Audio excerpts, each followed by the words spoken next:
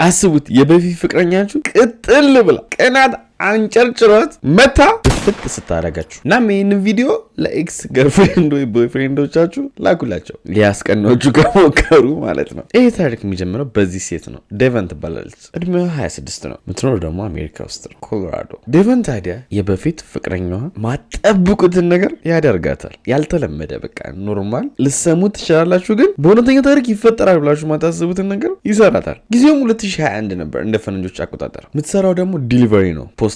አብሯት ደግሞ የሚሰራው ማን ነው? የበፊት ፍቅረኛዋ ስሙ ጄሰን ይባላል። ተፋተዋል፣ ግን ግንኙነታቸው በጣም ቶክሲክ ነው። ይጠላላሉ። ጭራሽ ሁሉ ከስራ ያስባራታል። እሱ በስልጣን ከፍ ያለ ስለነበረ አቀሳስሮ የበፊት ፍቅረኛዋን ያስወጣታል። ወዲያውም እሷ ሌላ ቦታ ይሄንን የፖስታ ዲሊቨሪ አገልግሎት ትጀምራለች። ለምን እንደሆነ በማይታወቀው ሁኔታ ግን ህይወቷን ወደፊት አልቀጠለችም። ጭራሽ ሁሉ የተባረረችበት መስሪያ ቤት ሄዳ በጀርባ በር ገብታ ማንም ሳያተደብቀ የእሱን ሎከር ሁሉ በድብቅ ስከፍት ተይዛለች። ምን ደብቆባት ነው? ምን እየፈለገች ነው? አይታወቅም። ግን ነገሩ በጣም ከምታስቡ በላይ እየባሰ ነው የሚለው። በነገራችን ላይ ቪዲዮ ስለቅ አንዳንድ ሰዎች በጣም ጠፋ እያላችሁ ነው። እኔ በየ2 ቀኑ ቪዲዮ ሁሌ ለቃለሁ እና በየ2 ቀኑ ቪዲዮ ካልመጣላችሁ ዩቲዩብ ያው ደስ ሲለው ነው ቪዲዮ የሚልክላችሁ፣ ደስ ካላለው ደግሞ ጸጥ ይላል። ለዛ የገባችሁ ቻናሌ ላይ ያው ናኒ ብላችሁ ሰርች አድርጋችሁ ቼክ አድርጉ ያመለጣችሁ ቪዲዮዎች ማለት ነው። እንደ ሙዱ ነው ዩቲዩብ። ደስ ካለው ይልካል፣ ደስ ካላለው ደግሞ ጸጥ ይላል። ለዛ በየ2 ቀኑ ማታ 1 ሰዓት ላይ ቪዲዮ ስለመለቅ ካመለጣችሁ ቼክ አድርጉ። ወደ ታሪኩ ስንመለስ ብን ብላ ከዛ መስሪያ ቤት ሮጣ ትወጣለች። ከሁሉም ጠባቸው ግን ፍርድ ቤት ያፋጠጣቸው ትልቅ ኬዝ አለ፣ የልጃቸው ኬዝ። ልጁን የምታሳድገው ዴቨን ነች። አባት ግን ልጁን ለማግኘት ሲፈልግ መከራውን ታበለዋለች። ቤት ትቀይራለች። ቤት ስትቀይር ልጄን ማየት ፈልጋለሁ፣ የቱ ጋር ነው የቀየርሽው ብሎ የበፊት ፍቅረኛዋ ሲጠይቃት አትናገር፣ መከራውን ታሳየዋለች። አንዳንዴ ደግሞ በግድ በቃ እዚህ ቦታ እንገናኝና ልጁን ትወስዳለህ ትለውና እዛ ቦታ ላይ እሱ 1 ሰዓት 2 ሰዓት ታስጠብቋለች። ሲደብራት ሁሉ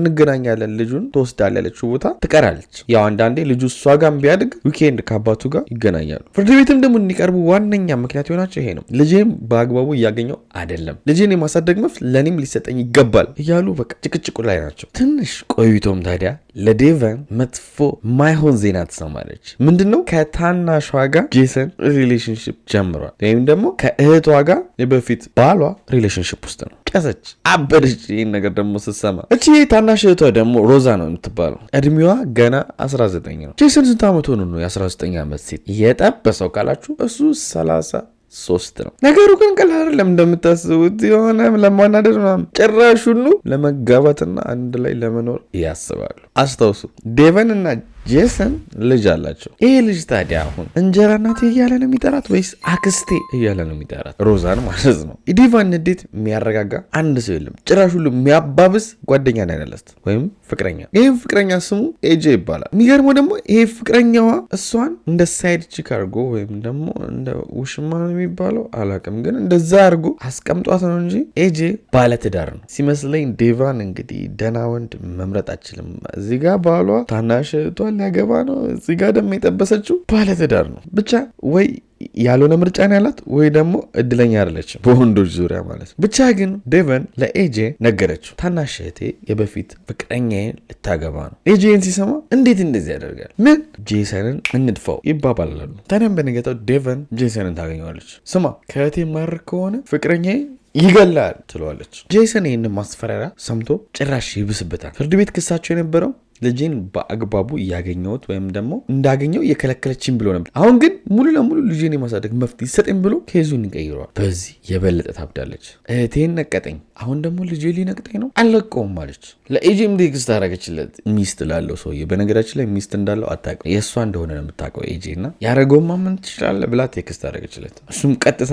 ነው ይህን ሰውዬ በቃ ማስወገድ አለብናል። እንዲህ ማለት ስትለው አዎ በቃ ሁለቱንም ነው እንደውም ማስወገድ ያለብን፣ እህትሽንም ጄሰንም ነው ማስወገድ ያለብን ይላታል። ዴቨን ይህን ነገር ስሰማ ኖ እህቴን እንዴት አላለችም። ይሄ ጥሩ ሀሳብ ነው ትላለች። እናም እንዴት አድርገህ ነው የምትረዳኝ ብላ ትጠይቀዋለች። በፈለግሽው መልኩ እረዳሻለሁ ይላታል። እስካሁን የነገርኳችሁ ነገር ባይዘው ቃል በቃል ቴክስት የተደራረጉትን ነው። ወደ ፕላኑም ገቡ።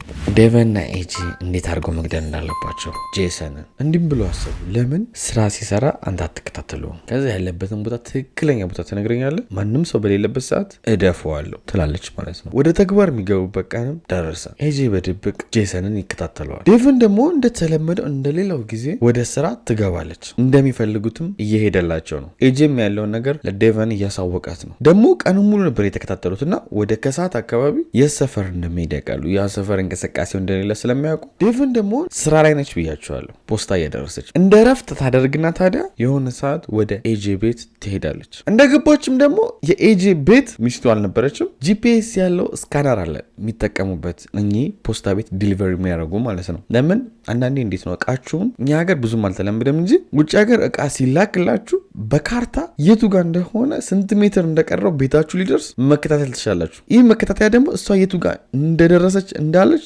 እያንዳንዱ የሚያሳይ ነው። ግን ይህን መከታተያ የታደረገችው ኤጄ ቤት ውስጥ አስቀመጠችው። ያደረገችው ይህንን ለምንድን ነው? እሷ ሄዳ አሁን ጄሰንን ልትገለው ነው። ታዲያ አሁን ፖሊሶች መጥተው አንቺ ነሽ የገደልሽው ሲሏት አረ እኔ ኤጄ ቤት ነበርኩ በዚህ ሰዓት ማጣራት ትችላላችሁ ስትል አሁን እናጣራለን ብለው ፖሊሶች የሚያዩት ምነው ጂፒኤሱ ነው። ጂፒኤሱ ደግሞ ኤጄ ቤት ነው የሚያሳየው ያያዘችው። በዚህ መንገድም ለማምለጥ አስባ ነው ይሄንን ጂፒኤስ ኤጄ ቤትን ማስቀመጥ የፈለገችው ማለት ነው። በመጨረሻም ለኤጄ ደወለችለት። እሱም የቱ ጋር እንደሆነ ትክክለኛ ቦታውን ይነግራታል። ግን ኤጄ እዛ አካባቢ መሆን አልፈለገም። ግደዩ፣ እህትሽም ግደይ፣ እሱንም ግደዩ ምናምን ሲል የነበረ ሰውዬ ነገሩ እሱ እንዳያስጠረጥረው ብሎ ከዛ አካባቢ ለመራቅ አሰብ። ጭራሽ ሁሉ የተነጋገሩት በቃ አንተ ቤት ቀጥታ ሂድ ነበር ያለችው። እሱ ግን ሁተር የሚባል ካፌ አለ። በነገራችን ላይ በጣም የታወቀ ካፌ ነው እና ሲያስተናግዷችሁ በጣም በሚኒስከርት በጣም ቆንጆ ቆንጆ ሴት ተመርጠው አስተናጋጆቹ በቃ ሆም ተብሎ እንዲያማልሏችሁ የተዘጋጀ ካፌ ነው እና እዛ ሄደ። የተባባሉት ግን ልብ በሉ ወደ ቤት ሂድ ነበር ያለችው። ወደ ቤት ወደ እሱ ቤት። በዚህ በኩል ዴቨን ጄሰን የት እንዳለ ስለተነገራት ቀጥታ በመኪኗ ትሄዳለች። ብዙም ሳይርቅ መጠበቅ ትጀምራለች። መኪናውን አቁማ ቀይ ማስክም ታደርጋለች። ጄሰንም ታዲያ እንደተለመደው ፖስታውን ሲያደርስ ትጠጋና መሳሪያው ቡም ቡም ቡም ታደርጓለች። ጄሰንም የተመታው ከኋላ ስለነበረ ማን ምን እንደመታውም አያውቅም። እዛው ዝርር ይላል፣ ይሞታል። እዛው አስፓልቱ ላይ ሆስፒታል ራሱ አልደረሰም። ዴቨንም ወዲያው ወደ መኪናዋ እየሮጠች ትመለሳለች። ከዛ አካባቢ ብን ብላ ትሄዳለች። ወደ ኤጄ ቤትም ትመለሳለች። ጂፒኤሱን ይዛ ልክ ኖርማል ስራ ስትሰራ እንደዋለች የቀራትን ፖስታዎች ማድረስ ትጀምራለች። ስለዚህ አሁን እሷ ቀኑ ሙሉ ስራ ላይ ነች። ከዚህ ወንጀል ጋር የሚያገናኛት የለም ማለት ነው። ማለት ያው ሀሳቧ እንደዛ ነው። የሚገርመው ደግሞ ማንም ይሄን ነገር ስታረግ አላያትም። የልጇን አባት ስገድል እሷና ኤጂ ነው የሚያውቁት። ኤጂ ደግሞ ለማንም አይናገርም። ስለዚህ ከዚህ ነገር አመለጠች። ፈታ ብላ ልጇን ለብቻ ታሳድጋለች። ግን ፖሊስ መጥቶ ስለ ጄሰን ምርመራ ማድረግ ጀመረ። እሱ የሞተበት አካባቢ ቤታችሁ ላይ ካሜራ አለ እንዴ እያለ እዛው አካባቢ ያሉት ሰዎች መጠየቅ ጀመረ። ውጭ ሀገር ደግሞ ዶርቤል ላይ የሚደረግ ካሜራ አለ። ኦር ደግሞ በቃ ሁሌም ቤታቸውን በራቸው ላይ የሚገጥሙት ካሜራ አለ። በዚህ አጋጣሚ የሚቀመጡት ፖስታዎች፣ የሚቀመጡት ዲሊቨሪዎች ራሱ ብዙ ጊዜ ውጭ ሀገር አይታችሁ ከሆነ በራቸው ላይ ተቀምጠው ውድ የሆኑ እቃዎች፣ ቲቪዎች ነው የሚነካ የለም። ማይነካው ምክንያት ካሜራ ፊት ለፊት ስላለ ነው። ፖሊሶችም እነዚህን ካሜራ የገጠሙትን ሰዎች መጠየቅ ጀመረ። እዚህ አካባቢ መረጃ ካገኘው ብሎ ማለት ነው። ወዲያውም ደግሞ ያገኙት አንድ መኪና አለ እዛ አካባቢ ቆሞ የነበረ መቶም ማያቅ ይህ መኪና ሊሆን ይችላል ብለው መመርመር ጀመሩ። የዚህ መኪናም ባለቤት ማን ሆኖ ተገኘ? ዴቨን ወይም ደግሞ የበፊት ፍቅረኛዋ። ቢያንስ በሌላ መኪና እንኳን ሄዳ ይህን ነገር ብታረገው ይሁን፣ ግን አሁን በራሷ መኪና ሄዳ እንደዚህ አድርጋ ፖሊሶችም አወቁ። ለጥያቄ እንፈልግሻለሁም ብለው ፖሊሶች ወስደው ሲጠይቋት እኔ ግድያው በሚፈጸር ሰዓት ኤጄ ቤት ነበርኩ ማጣራት ትችላላችሁ አለች። ከኤጄ ጋር ሁላ አብረን ነበርን ብላ ትናገራለች። ችግሩ ግን ኤጄ የት ነበር ብያችኋለሁ? ሁተርስ ካፌ። ሁተርስ ካፌ ደግሞ ምን አለ? ካሜራ። ስለዚህ ዴቨን የተናገረችው ነገር ውሸት ነው ማለት ነው። አንድ ላይ ነበርን ያለችው፣ እሱ እዚህ ሁተርስ ካፌ ምግብ እየበላ ነው። ምንድን ነው እቺ የምትዋሸው ብለው ፖሊሶች እዛው ቀጨም ያደርጓታል። የዴቨንም ትክክለኛ ፎቶ ይህን ይመስላል። ወዲያውም ነገሩን አጣርቶ ቴክስት ሚሴጃቸውን የምታወራበትን ሁሉ ነገር ከኮል ሴንተር አውጥተው ኤጄንም ቀጨም አደረጉት። የኤጄም ትክክለኛ ፎቶ ይህን ይመስላል። አሁን ይህ ነገር የተፈጠረው የት ነው ብያቸዋለሁ? አሜሪካ ውስጥ ደግሞ ሰው ገላችሁ ፍርዱ ቀላል አይደለም። ወዲያው ሁለቱም ነበረ ፍርድ ቤት የቀረቡት። ኤጄ እድሜ ልክ ተፈረደበት። ዴቨን ልጄ ሊቀማኝ ነው ምናምን ብላ ይህ ሁሉ ነገር ፈጥራ ከነጭራሹ ልጇን ለዘላለም አጣችሁ። እድሜ ልክ ተፈርዶባት። የዛሬ እውነተኛ ታሪካችንም ይህን ይመስላል። እንዳልኳችሁ ነው በየ2 ቀኑ ቪዲዮ እለቃለሁ ማታ 1 ሰዓት ላይ። ካልመጣላችሁ ዩቲዩብ ላይ እየገባችሁ ያመለጣችሁን ቪዲዮ እዩ። በጣም ወዳችኋለሁ። ላይክ ማድረጋችሁን እንዳትረሱ። ቻው።